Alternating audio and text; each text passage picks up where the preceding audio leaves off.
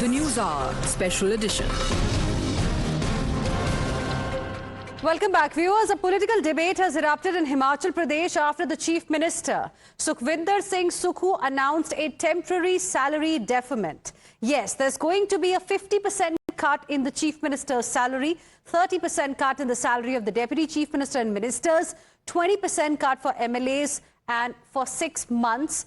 And this move is going to impact judiciary and bureaucrats as well. Interestingly, the Chief Minister has assured that the cuts are going to be restored once finances improve. Even the budget for the first time has been slashed by 3,586 odd crore rupees. The Chief Minister called it a courageous move. BJP has called it a result of Rahul Gandhi's Khatakhat model. BJP says under Congress, Himachal is moving towards financial emergency, while the Congress government in the hill state has blamed the previous BJP government and the centre for Himachal's debt trap. BJP in response has said financial mess is the result of Congress party's 10 guarantees ahead of elections to win votes. Listen in to who said what.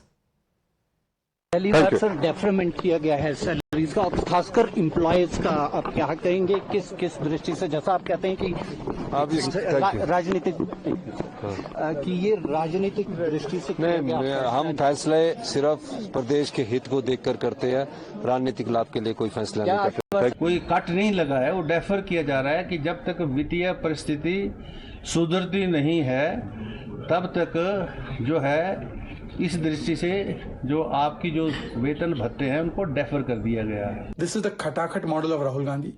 It ensures economic bankruptcy for the state. Karnataka, Telangana are also examples, and it ensures high prices are then put on the citizens. So you heard the reactions that we have got on this particular issue in Himachal Pradesh. Now, BJP is reminding Congress party of Rahul Gandhi's Khatakhat model. BJP says it's Rahul Gandhi's Khatakhat model that is responsible for the financial mess that the Congress government in Himachal Pradesh is dealing with today. And here's what Rahul Gandhi had said about the Khatakhat model. Jharkhand की महिलाएं, आप तैयार हो जाइए, आप ready हो जाइए, क्योंकि चुनाव के एकदम बाद खटाखट खटाखट खटाखट हमारी सरकार हर महीने, ये देखिए मुस्कुरा रही है, हमारी सरकार हर महीने आपके बैंक अकाउंट में 2,500 रुपए खटाखट खटाखट खटाखट अंदर। Now, viewers, it's the same story in other Congress-ruled states as well. That's what we have witnessed. And to discuss it, I'm joined on the debate by Sanju Verma, National Spokesperson of the Bharatiya Janata Party, Nikhil Jain, who is a political analyst. Good evening to both of you. Thank you for joining us here on this debate. Nikhil Jain, to you first. I mean, BJP is saying that we are moving towards financial emergency in Himachal Pradesh. And what we are witnessing right now, the drastic, desperate measures that the state is taking are because of reckless guarantees that were announced ahead of elections. Even those are not getting fulfilled.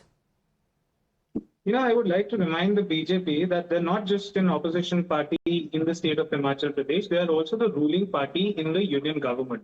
So when a state's finances are facing a brunt and they're facing a problem, it is the responsibility of the union government to see into it, because the problem is caused by the union government. The Finance Commission's restructuring has caused an exchequer loss of 10,000 crores to the state. How do you expect a state to survive, a state the size of Himachal Pradesh, when suddenly their revenue will fall down by 10,000 crores? We keep on hearing from opposition-ruled states about the GST dues that are not paid by the GST Commission, where the BJP has a majority, and these are the problems. And so far as the criticism of the Khatakhat model, or the Revadi model, or the social welfare model, or the Labharti model, that applies to everybody. If it is wrong for the Congress to do it in Himachal, it is equally wrong for the BJP to do it in Uttarakhand, or for the Aam Aadmi Party to have done it in Delhi. Personally, what I believe is social welfare is necessary. That is the role of the state. Every state government should do it. So when the Congress does it in Himachal, it is good. When the BJP does it in Uttarakhand, it is good. What we need to see is that the state's fiscal health are maintained.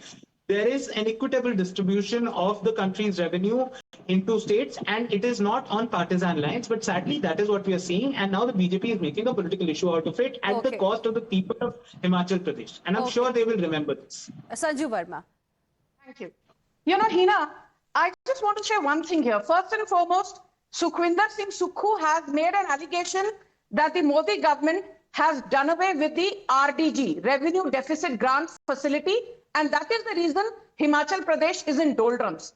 Let me remind from your, platform, your audience, that after winning Himachal elections, when the Sukhwinder Singh Sukhu government decided to adopt the old pension scheme, also known as OPS, the RBI had warned the Congress government in Himachal Pradesh saying, if you implement OPS, the debt burden of the state will go up by 450%. Yet, Sukhwinder Singh Sukhu decided to go ahead with the OPS. Now, old pension scheme is the reason why today Himachal Pradesh is in the throes of bankruptcy, because under the old pension scheme, there is no contribution made by the pensioner or government employee. The entire burden is borne by the state. And when you say the state, it is actually indirectly the current taxpayers who fund the pension needs of retired people. But the most important point that I want to say is this. This is the number that your audience should know. The tax revenue of Himachal Pradesh last year, which they generated, was only 9,375 crores. This is from the CAG report. But guess what the total revenue receipt of Himachal Pradesh government was? It was 42,153 crore. Tax revenue जो खुद सरकार ने हिमाचल प्रदेश में generate किया, that was only 9,375, but overall revenue receipts were 42,153. How did that happen?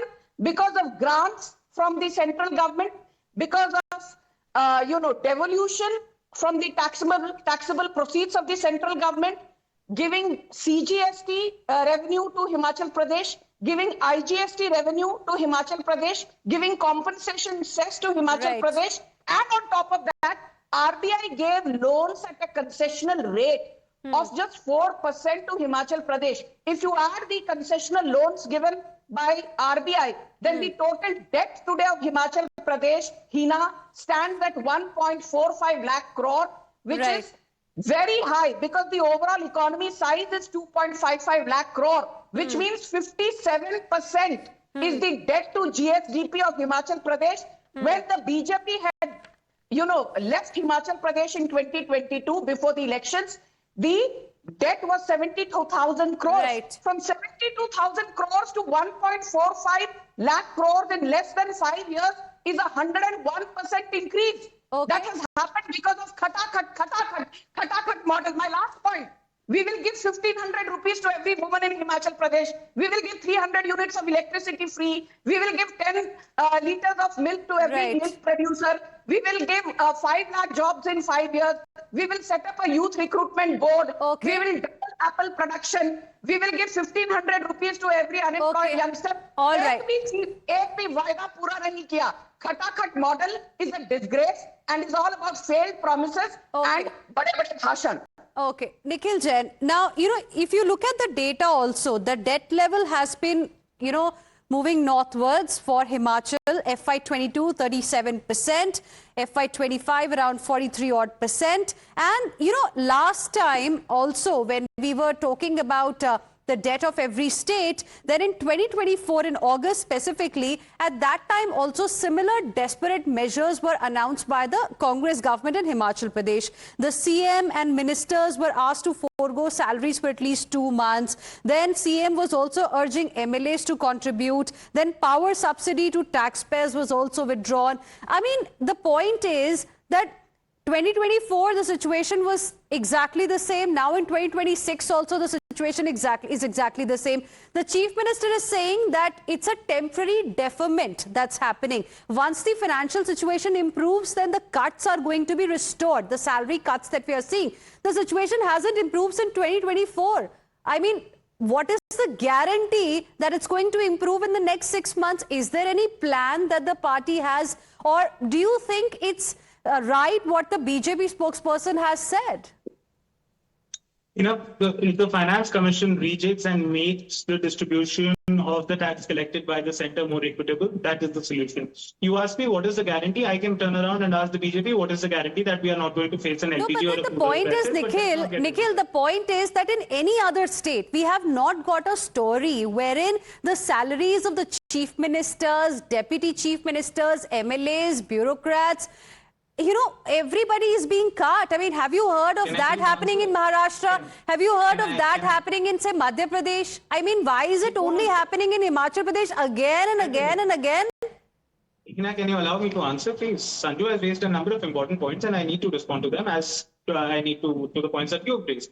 The states that you mentioned, Maharashtra, Madhya Pradesh or Gujarat, these are all states that are ruled by the BJP. Finance Commission is, and there is no, they don't face any problems with the Finance Commission giving them the right devolution of funds or the GST Council clearing their GST dues on times. It is always the opposition ruled states because we've seen how things function in a partisan manner. And Sanju raised the very important point of the old pension scheme. Yes, it is a significant burden on the state exchequer. You know how much that is? About 1,000 crores. How much is the budget of Himachal Pradesh? 54,000 crores. How much is the loss Himachal Pradesh is suffering because of a change in the formula of devolution of funds by the Finance Commission? 10,000 crores. She talks about a 101% increase in the debt of the state in the past 5 years or the past 5 years that the Congress has ruled. She doesn't talk about the 400% increase in the debt from 50 lakh crores to 250 lakh crores of the union government since Narendra Modi came to power. She talks about you talk about the 43% debt to GDP ratio of Himachal. You know the state in India with the highest debt to GDP ratio. It is Arunachal Pradesh. Jammu and Kashmir 51%. Third highest is Arunachal Pradesh 45.9%. Then is Punjab 44.5%, and then comes Himachal Pradesh 40.5%. How do you expect the state to function when 20% of its budget that should come from the center suddenly vanishes? Okay. Now the government is doing firefighting. I have no qualms admitting that. The Himachal government is But doing firefighting. Sanju, this did not vanish in 2024, right? In 2024, things were the way they were earlier. Nothing had really changed. Then in 2024, what was the need to slash the salaries? You know, Heena, one thing which I want to tell Nikhil without being offensive, you know, this is what happens when people try and, don the hat of an economist without knowing the basics. Central government's debt to GDP is only 57%. Our overall debt to GDP is 76%, but central government alone is only 57%. You look at the US, UK, Japan, China, what have you, central government debt to GDP is 235 or 310% plus in most cases. So first point is learn to differentiate between overall debt and central government debt. Second point, it is not Himachal Pradesh alone. Today, Karnataka has an overall economy size of about 29 to 30 lakh crore. If you add the RBI loans, I was shocked to see Karnataka's overall debt is more than 12.35 lakh crore. If you add RBI debt, now Telangana has a GDP of 18 lakh crore. And I was stunned to find that if you add RBI loans, Telangana's debt to GDP is skyrocketing. Overall debt of Telangana is 8.46 lakh crore. My simple point is, yes, welfareism is important. There is a very thin line between freebies and welfareism, but there is a very important saying, which even the Supreme Court said, that chadar dekh kar paँव फैलाना चाहिए. The Khatakhat model plays completely to a different tune. Chadar itni hai, but Congress government in Karnataka, Congress in Telangana, Congress in Himachal Pradesh ne chadar ke bahar paँव rakh diye hain. And I want to just say, last but not the least, I have these numbers. The total amount of distribution of central funds to states in FY23 was 10.7 lakh crore, FY24 12.68 lakh crore, provisional figure for FY25 16.49 lakh crore. Under Manmohan Singh, the taxable pool which could be given to states was only 30%.